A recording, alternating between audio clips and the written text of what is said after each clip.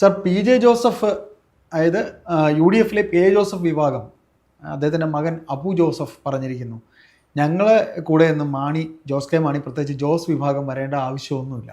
മാണി സാറിൻ്റെ മകൻ ജോസ് കെ മാണിയുടെ അവർ വന്നിട്ട് വലിയ കാര്യമൊന്നുമില്ല എന്നൊരു അഭിപ്രായം പറഞ്ഞിട്ടുണ്ട്. സർ, ഈ ജോസ് കെ മാണിയെ യു ഡി എഫിലേക്ക് വരണമെന്ന് കോൺഗ്രസ് പറയുന്നു, ജോസഫ് ഇങ്ങനെ പറയുന്നു. എന്താണ് സാർ ഇതിനകത്തുള്ള ഒരു സത്യാവസ്ഥ? യു ഡി എഫിൻ്റെ ഒരു രാഷ്ട്രീയം നേരത്തെ വിജയകരമായ രീതിയിൽ പുരോഗമിച്ചതും അവർ മന്ത്രിസഭകൾ ഉണ്ടാക്കിയിരുന്നതുമൊക്കെ കേരള കോൺഗ്രസിനോടൊപ്പം നിന്നും മുസ്ലിം ലീഗിനോടൊപ്പം നിന്നും ഭരണം കൈയാളുന്ന ഒരു സാഹചര്യത്തിലായിരുന്നു. ശരി, കാരണം കോൺഗ്രസിൻ്റെ രണ്ട് ശക്തി ദുർഗങ്ങളാണ് മുസ്ലിം ലീഗും കേരള കോൺഗ്രസ്. അത് രണ്ട് ജനവിഭാഗങ്ങളുടെ, രണ്ട് സമുദായങ്ങളുടെ തന്നെ സമ്പൂർണ്ണമായിട്ടുള്ള സപ്പോർട്ടറുകളാണ്. ഒന്ന് മുസ്ലിം സമുദായത്തിൻ്റെ, മറ്റൊന്ന് ക്രൈസ്തവ സമൂഹത്തിൻ്റെ. അതെ. അങ്ങനെ ഇരിക്കുന്ന ഒരു സാഹചര്യത്തിൽ ആ മുന്നണിക്ക് കേരളത്തിൽ നല്ല വോട്ട് ഷെയർ ഉണ്ട് എന്നുള്ള കാര്യം നമുക്ക് കൃത്യമായിട്ട് അറിയാവുന്നതായിരുന്നു. അതിനിടയിലാണ് യു ഡി എഫിനകത്ത് അന്തർചിത്രങ്ങൾ ഉണ്ടാവുകയും യു ഡി എഫിനൊപ്പം നിന്ന പല കക്ഷികളും യു ഡി എഫിൽ നിന്ന് പുറത്തു പോവുകയും ചെയ്തു. അതിലൊന്ന് മാണി കോൺഗ്രസ്സാണ്. അതെ.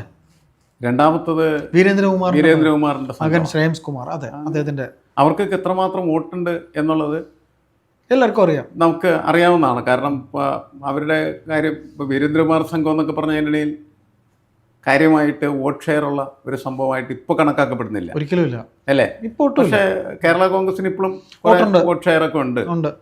അപ്പോൾ അതുകൊണ്ട് കോൺഗ്രസിൻ്റെ കാഴ്ചപ്പാട് എന്താണെന്ന് വെച്ചാൽ, മറ്റാരും വന്നില്ലെങ്കിലും കേരള കോൺഗ്രസ് ഒരുമിച്ച് യു ഡി എഫിനൊപ്പം നിന്നാൽ അത് യു ഡി എഫിൻ്റെ വിജയത്തിന് വളരെ വലിയ ശക്തിയായി തീരും എന്നുള്ളതാണ്. ഭരണം പിടിക്കാം, അല്ലേ? അങ്ങനെയുള്ള ഒരു മനസ്സിരിപ്പ് അങ്ങനെയാണ്. അതിൻ്റെ അടിസ്ഥാനത്തിൽ അവർ ജോസ് കെ മാണിയെ പതുക്കെ അവരുടെ മുന്നണിയിലേക്ക് കൊണ്ടുവരുന്നതിന് വേണ്ടി ആവശ്യമായിട്ടുള്ള തീവ്ര പി ആർ വർക്കുകളും അതേപോലെ തന്നെ ഹോംവർക്കും ഒക്കെ അവർ നന്നായിട്ട് ചെയ്തുകൊണ്ടിരിക്കുകയാണ് ചെയ്യുന്നത്. തീവ്രമായ ശ്രമമാണ്. അങ്ങനെ ആ തീവ്രമായ ശ്രമം നടക്കുമ്പോൾ ഒരു നരേറ്റീവ് ഡെവലപ്പ് ചെയ്തു. നരേറ്റീവ് എന്ന് പറഞ്ഞതിനിടയിൽ മാണി കോൺഗ്രസ് യു ഡി എഫിലേക്ക്, അങ്ങനെ അത് വരും എന്നുറപ്പായപ്പോഴാണ് ഇപ്പോൾ പി ജെ ജോസഫിൻ്റെ മകൻ അബു ജോസഫ് അദ്ദേഹം പറയുന്നത് എന്താണെന്ന് വെച്ചിട്ടുണ്ടെങ്കിൽ, അവനും നമുക്ക് ആവശ്യമില്ല, എന്താ ആവശ്യം, ഞങ്ങളാണ് യഥാർത്ഥ കേരള കോൺഗ്രസ്. ഈ കേരള കോൺഗ്രസ് നിന്നാൽ തന്നെ യു ഡി എഫിന് ഭരണം നേടാനായിട്ട് കഴിയും, മറ്റവർ നമുക്ക് ആവശ്യമില്ല, അതുകൊണ്ട് ഞങ്ങൾക്ക് ആവശ്യമില്ല എന്നുള്ളതിൻ്റെ പേരിൽ യു ഡി എഫിനുമാർ ആവശ്യമില്ല എന്ന് ഇവർ പ്രഖ്യാപിക്കുകയാണ് ചെയ്തത്. അതിൻ്റെ ഒരു പൊസിഷനാണ് എന്നാണ് എനിക്ക് തോന്നുന്നത്. അതെ, അവർ പ്രത്യേകിച്ച് പറയുന്ന കാരണം ഈ കടുത്തുരുത്തി പോലെയൊക്കെയുള്ള സ്ഥലങ്ങളിലൊക്കെ എങ്കിൽ പിന്നെ അവർ ജയിക്കാത്തത് മാണി സാറിൻ്റെ അനുയായികളൊക്കെ അവരുടെ കൂടെ തന്നെയുണ്ട്. മാണി സാറിനൊപ്പം നിന്ന് മാണി സാറിൻ്റെ ആരാധകർ, മാണി സാറിൻ്റെ കാര്യമായിരുന്നവരൊക്കെ ജോസഫിനോടുണ്ട്. വെറും ജോസ് മാത്രമേ അവിടെ ഉള്ളൂ എന്നാണ് ഇവർ പറയുന്നതിൻ്റെ അർത്ഥം. അതായത് കേരള കോൺഗ്രസ് എന്ന് പറയുന്നത് ജോസഫ് ഗ്രൂപ്പാണ് എന്ന പ്രഖ്യാപനമാണ് ഈ അബു ജോസഫ് എന്ന് പറയുന്നതായിട്ടുള്ള വ്യക്തി പറയുന്നത്. അതാണ് ഞങ്ങളാണ് കേരള കോൺഗ്രസ്. മറ്റേന്ന് പറഞ്ഞാൽ ഈ ചെറുക്കൻ മാത്രമുണ്ട്, മകൻ മാത്രമുണ്ട്. മകനെ ആർക്കും താല്പര്യമില്ല. മകനെ ഞങ്ങൾക്ക് താല്പര്യമില്ല, അതുകൊണ്ട് ഞങ്ങൾ എടുക്കുന്നില്ല. പക്ഷെ ബാക്കിയെല്ലാവരും ഞങ്ങൾ ഒരുമിച്ചല്ലേ നിൽക്കുന്നത്. അതെ, ഇവൻ പോയിക്കോട്ടെ, എവിടെയെങ്കിലും പോട്ടെ എന്നുള്ള രീതിയിൽ പറയാൻ. കേരള കോൺഗ്രസിൻ്റെ ചരിത്രത്തിൽ തന്നെ ഇതുപോലെ ഈ മാണിയുടെ മകനെ തള്ളിപ്പറയുന്ന ഒരു വാചകം നമ്മൾ ഏതെങ്കിലും കേട്ടിട്ടില്ല എന്നുള്ളതാണ്. ആദ്യമായിട്ട് ഇപ്പോൾ അങ്ങനെ സംഭവിച്ചു കഴിഞ്ഞിരിക്കുകയാണ് ചെയ്യുന്നത്. അതിന് കാരണമായി തീർന്നത് പാലയിലെ പരാജയമാണ്. തീർച്ചയായിട്ടും കഴിഞ്ഞ നമ്മളെ പാലയിൽ ഈ ഇടതുപക്ഷം പരാജയപ്പെട്ടു എന്ന് വെച്ചാൽ ജോസ് കെ മാണി പരാജയപ്പെട്ടു അവിടെ. അതെ, നമ്മൾ എന്താണ് നേരത്തെ കേട്ടുകൊണ്ടിരുന്നത്? പാലയിലെ മാണിക്യമാണ് മാണി സാർ എന്നാണ് കേട്ടിരുന്നത്. പാല എന്നാൽ മാണി, പാല എന്നാൽ മാണി, അല്ലെങ്കിൽ പാലയുടെ മാണിക്യമാണ് മാണി സാർ എന്നാണ് പറഞ്ഞുകൊണ്ടിരുന്നത്. ആ പാല എന്ന് പറയുന്ന ഒരു സാധനത്തെ ഈ എന്താണ് ഒന്നുമില്ലായ്മയിൽ നിന്ന് കെട്ടിപ്പൊക്കി കൊണ്ടുവന്നത് മാണി സാറാണ് എന്നാണ് ഇതുവരെ നമ്മൾ പറഞ്ഞിരുന്നത്, വിശ്വസിച്ചിരുന്നത്. അതുകൊണ്ട് മാണി സാറിൻ്റെ മകൻ ഒരു കാരണവശാലും അവിടെ തോൽക്കാൻ പാടില്ലായിരുന്നു. പക്ഷെ തോറ്റുപോയി. ആ തോൽവിയാണ് ഈ ഇത്തരത്തിലുള്ള വർത്തമാനങ്ങൾക്കൊക്കെ ഇടവരുത്തിയിരിക്കുന്നത് എന്നുള്ളതാണ്. പക്ഷേ അവർ തോറ്റുപോയെങ്കിലും ഈ കേരള കോൺഗ്രസ് രണ്ടായിട്ട് പിളർന്നതിൽ കോൺഗ്രസ്സിന് പൊതുവെ രാഷ്ട്രീയ കാഴ്ചപ്പാടിൽ ശക്തിയുള്ള വിഭാഗം മാണി വിഭാഗമാണെന്ന് തെളിയിക്കപ്പെട്ടു. കാരണം എന്താണ്? അവർക്കാണ് സീറ്റുള്ളത്, മറ്റവർക്ക് സീറ്റില്ല. ഇതാണ് പ്രശ്നമായി തീർന്നത്. കോട്ടയത്ത് കുറച്ച് സീറ്റ് കിട്ടിയോ? ഇനി എന്ത് ചെയ്യുന്നു വെച്ചാൽ, ഇനി അടുത്ത തെരഞ്ഞെടുപ്പ് വരുന്ന സമയത്ത്, അടുത്ത നിയമസഭാ തെരഞ്ഞെടുപ്പിലാണ് യഥാർത്ഥ കേരള കോൺഗ്രസ് ആരാണെന്ന് തെളിയിക്കപ്പെടാനായിട്ട് പോകുന്നു. തീർച്ചയായിട്ടും. ഈ മാണി കോൺഗ്രസ് എന്ന് പറയുന്ന കേരള കോൺഗ്രസ്സിന് വേണ്ടത്ര സീറ്റൊന്നും കിട്ടിയില്ലെന്ന് വിചാരിക്കുക.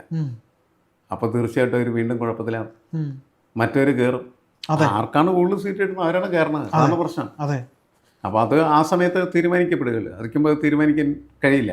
എന്തായാലും ഒരു കാര്യം വ്യക്തമാണ്, കേരള രാഷ്ട്രീയത്തിൽ ഈ കേരള കോൺഗ്രസിൻ്റെ രാഷ്ട്രീയം, അതായത് ക്രൈസ്തവ രാഷ്ട്രീയം, അതെങ്ങനെയാണ് വളരുകയും വികസിക്കുകയും ചെയ്യുന്നത് എന്ന് നമ്മൾ നോക്കിക്കാണുന്നത് കേരള കോൺഗ്രസിനെ വെച്ചുകൊണ്ടാണ് യഥാർത്ഥത്തിൽ. അപ്പം ഇപ്പോൾ ഉള്ള പ്രശ്നം എന്താണെന്ന് വെച്ച് കഴിഞ്ഞാൽ സഭയിൽ ഒരുപാട് പ്രശ്നങ്ങൾ വന്നിരിക്കുന്നു. സഭയിൽ പ്രശ്നങ്ങൾ രൂക്ഷമാകുക. സഭയിലെ പ്രശ്നം എന്ന് വെച്ചാൽ സഭയ്ക്ക് കേരള കോൺഗ്രസും വേണ്ട, കോൺഗ്രസും വേണ്ട, BJP മതി എന്നുള്ള നിലപാടുള്ള ഒരുപാട് ആളുകൾ കയറി വന്നിട്ടുണ്ട്. അപ്പോൾ അത് നമ്മുടെ കാസ പോലെയുള്ള സംഘടനകളെ ശക്തിപ്പെടുത്തിക്കൊണ്ടിരിക്കുകയാണ് ചെയ്യുന്നത്. പിന്നെ പ്ലാം പാനി പിതാവ് എന്ന് പറയുന്ന ഒരു പിതാവ് നിരന്തരമായിട്ട് BJPക്ക് വേണ്ടി സംസാരിച്ചുകൊണ്ടിരിക്കുകയും ചെയ്യുന്നു. ഇങ്ങനെയൊക്കെ വരുമ്പോൾ എന്താണെന്ന് വെച്ചിട്ടുണ്ടെങ്കിൽ ക്രൈസ്തവ സമൂഹം ഇപ്പോഴും വളരെ കൺഫ്യൂസ്ഡ് ആയിട്ടുള്ള സ്റ്റേറ്റിലാണ്. അപ്പോൾ അതും ഈ കേരള കോൺഗ്രസിൻ്റെ അസ്തിത്വത്തിൽ ബാധിക്കപ്പെടും എന്നാണ് എനിക്ക് തോന്നുന്നത്. തീർച്ചയായിട്ടും അത് അങ്ങനെ ആയിരിക്കും സംഭവിക്കാൻ പോകുന്നത്. പക്ഷേ സാർ, ഇടയ്ക്ക് ഒരു 2-3 സാമുദായിക നേതാക്കൾ, ഈ അച്ഛന്മാരൊക്കെ തന്നെ പറഞ്ഞു കേരള കോൺഗ്രസ് എമ്മും ജോസഫും ഒരുമിക്കണം, കേരള കോൺഗ്രസ് എമ്മിൻ്റെ ആ ഒരു യഥാർത്ഥ സ്വഭാവം, ഒരു സത്വം എന്ന് പറയുന്നത് LDFുമായി യോജിക്കാത്തതാണ്, പിന്നെ എന്തിന് ഇവർ പോയി അവിടെ നിൽക്കുന്നു എന്നൊക്കെ ചില സാമുദായിക നേതാക്കന്മാർ, ചില അച്ഛന്മാരൊക്കെ പറഞ്ഞിട്ടുണ്ട്. അത് പറയും. കാരണം അച്ഛന്മാർ, അതിൻ്റെ ഒരു പ്രശ്നം എന്താണെന്ന് വെച്ചാൽ കുറേ കാലങ്ങൾക്ക് മുമ്പുള്ളൊരു കേരള രാഷ്ട്രീയമുണ്ട്.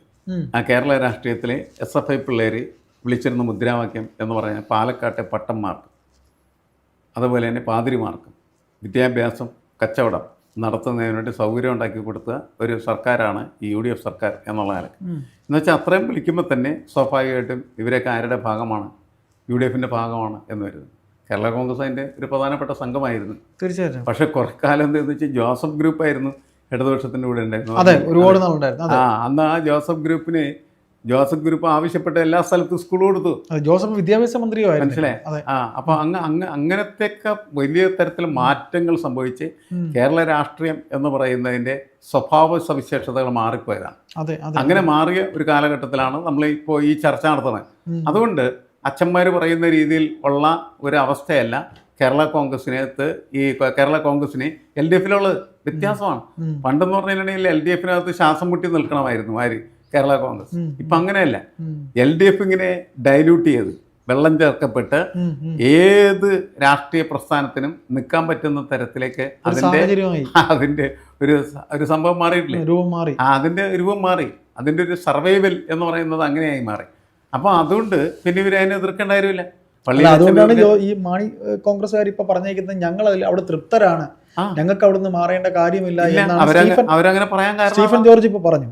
അവര് പറയാനുള്ള കാരണം ഇതാണ്. കാരണം അവരെന്താണോ ആവശ്യപ്പെടുന്നത് അതൊക്കെ നിർവഹിച്ചു കൊടുക്കുന്ന ഒരു സംവിധാനമായിട്ട് ഇടതുപക്ഷ ജനാധിപത്യ മുന്നണി മാറിക്കഴിഞ്ഞിട്ടുണ്ട്. പിന്നെ അവരെന്തിനാണ് പോകണം? അങ്ങനെ തന്നെ പറയുന്നുണ്ട് സർക്കാർ. ഈ പഞ്ചായത്ത് ഇലക്ഷൻ വരുമ്പോൾ ജോസ് കെ മാണിക്ക് ചോദിക്കുന്ന സീറ്റ് കോട്ടയത്ത് കൊടുക്കണമെന്ന് CPM പ്രാദേശിക നേതാക്കൾക്ക് ജില്ലാ നേതൃത്വം പറഞ്ഞു കഴിഞ്ഞു എന്ന് വാർത്തയുണ്ട്. അതെ, അങ്ങനെ ആയിരിക്കും. ആവശ്യമില്ലാതെ പോയി ബഹളം ഉണ്ടാക്കണ്ട, അവർ നിർത്തിക്കോട്ടെ എന്ന്. അല്ല, അവർക്ക് കൊടുക്കുകയും അവരെ തൃപ്തിപ്പെടുത്തുകയും ചെയ്യും എന്നുള്ള കാര്യം നമ്മൾ മനസ്സിലാക്കേണ്ട കാര്യമാണ്. അപ്പം അതുകൊണ്ട് കേരള കോൺഗ്രസിനെ സംബന്ധിച്ചിടത്തോളം അവിടെ നിന്ന് ചാടാനുള്ള സാഹചര്യങ്ങളൊന്നും നിലവിലിപ്പോൾ ഇല്ല.